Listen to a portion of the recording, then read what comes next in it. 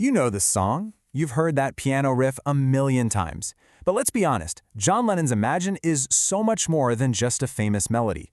It's a huge philosophical challenge, and it asks us to question, well, pretty much everything about our world.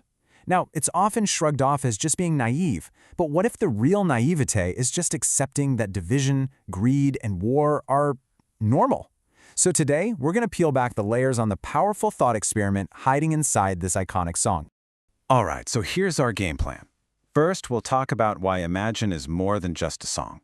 Then we're going to tackle that big criticism head-on. Is it just a naive dream? After that, we'll dive into its three most, let's say, radical ideas. A world with no religion, no possessions, and no countries. And finally, we'll tie it all together and look at what might be the song's real mission, sparking an inner revolution. You know, it's so important to start with Lennon's own words here. He wasn't handing down a political blueprint. He wasn't giving orders. He basically said, look, I don't have all the answers. Instead, the song is just an invitation. It's a thought experiment. The whole point isn't to give us the perfect solution, but maybe to give us the courage to ask some really tough questions. Okay, so first up, more than a song. What is this thing really trying to do? Well, it's not just entertainment. Think of it more as a tool for rewiring how we see everything.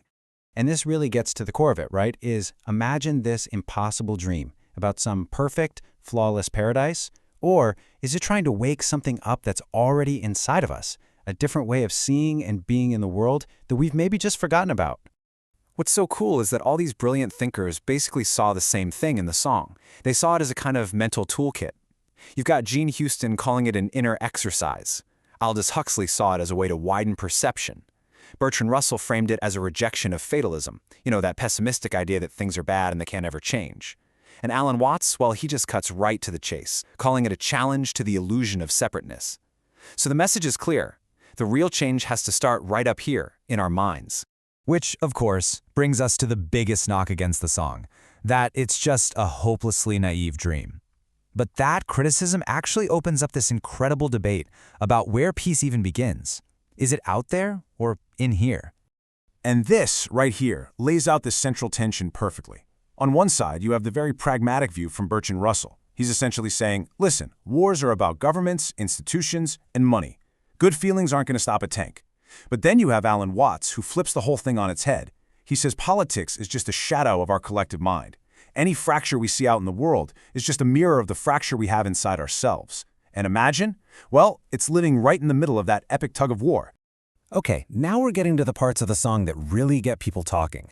The first major provocation. Imagine there's no heaven, and no religion too. This is where Lennon starts pushing some serious buttons. I mean, that line is easily one of the most controversial lyrics in music history. But what was he really trying to say? Was this just an atheist anthem trying to get rid of faith altogether? Or was he aiming at something different, the way belief can be twisted and used as a weapon to divide us? To really get what he was critiquing, we have to be super clear on the target. This isn't necessarily a shot against faith or spirituality itself. It's a critique of dogma, those rigid, unchangeable beliefs that tell us to stop asking questions and just build walls between us and them. And hey, who better to weigh in than Lennon's own bandmate, the deeply spiritual George Harrison? He didn't hear a rejection of God at all. What he heard was a rejection of all the little man-made boxes we try to stuff the divine into. The philosopher Alan Watts had this absolutely perfect metaphor for it. He said that religious ideas are like a menu pointing to a meal. The menu isn't the meal itself, right? It just points you toward it. The problem starts when we start worshiping the menu, arguing over whose menu is the holiest, and completely forgetting about the meal we were supposed to be sharing. Okay, on to the next verse, which takes on another pillar of our world. Imagine no possessions. And yes, this is the line where people love to point out Lennon's wealth. But if we just dismiss it with that, we miss the much deeper question he's asking. So what are we really being asked to imagine giving up here? Is it our homes, our cars, our toothbrushes, or is it something deeper, like our attachment to stuff as a way to define who we are, as a way to measure our worth against somebody else's? Bertrand Russell drew this really crucial line. He argued that the problem isn't about simply using things, needing a coat, a house, a hammer. The danger starts when ownership stops being about need and starts being about power, about domination over other people. And Mahatma Gandhi takes it to an even deeper, more spiritual place. He says our possessions can literally become a prison. They build these walls of vanity around us that make it impossible to see or even feel the needs of people who have less. And finally, the song takes aim at what is maybe the most powerful force in our world, the thing that both unites and divides us more than anything else, the nation-state.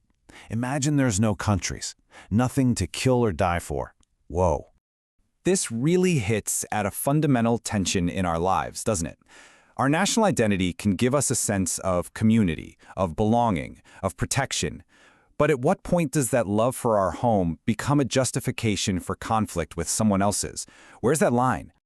Dr. Martin Luther King Jr. saw this exact danger. He said that a nation can give us a sense of belonging, but the moment it becomes the ultimate thing, the top priority, it becomes a blinder. It tempts us to forget that the people on the other side of that border are just as human, just as sacred as we are. And then you have the visionary Buckminster Fuller, who just drops this simple, profound truth bomb. From the perspective of the planet, our borders are just lines we drew on a map. They're ideas we placed over one single, interconnected, living Earth. Kind of puts it all in perspective, huh? So, after asking us to mentally tear down these huge pillars of our society, religion, possessions, countries, the song doesn't just leave us floating in space. It turns the camera around, from the outside world to our inner world. And this is where it all lands. Imagine isn't a political program. It's a personal question. It's a question aimed directly at you and at me. After stripping away all the external labels, all the flags, all the things we use to define ourselves, it leaves us with this one simple and honestly kind of terrifying question. Who would I have to be to live in a world without those walls? Who am I without all that stuff? And maybe, just maybe, that's the song's real, unfinished work.